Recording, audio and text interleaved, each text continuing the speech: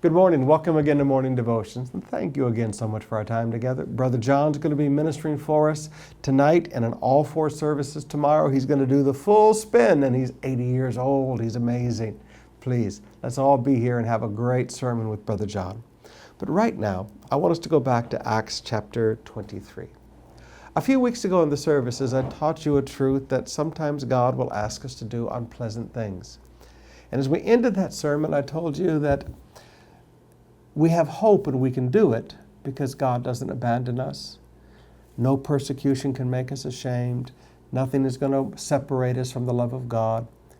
But most importantly, I showed you that Jesus would walk with us in the hard times. If he asked us to do something difficult, he would walk with us in the fire. He'd walk with us in the difficult times. Now, Paul has walked into a very difficult time here by Acts chapter 23. The story begins in Acts chapter 21 when Paul is arrested. He's brought this huge offering to Jerusalem to bless the poor in the church of Jerusalem and healing between the Jew and the Gentile churches.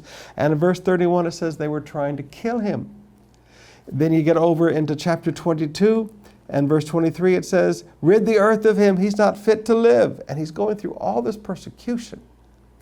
But then you get down to chapter 23 verse 11. The following night, the Lord stood near Paul and said, "Take courage. As you have testified about me in Jerusalem, so you must also testify in Rome." I love that. The Lord stood near to Paul. Yes, it's a beautiful message that he said, but the Lord stood near to Paul. Brothers and sisters, sometimes God will ask you to do some difficult things. And you know it's going to hurt, but you know this is something that needs to be done to advance the kingdom of God. And as you do it, and then the persecution and the prejudice and all of the outflowing comes back against you, He's always with you. He will always be that proverbial 4th man in the fiery furnace. The Lord stood near to Paul. I love that truth.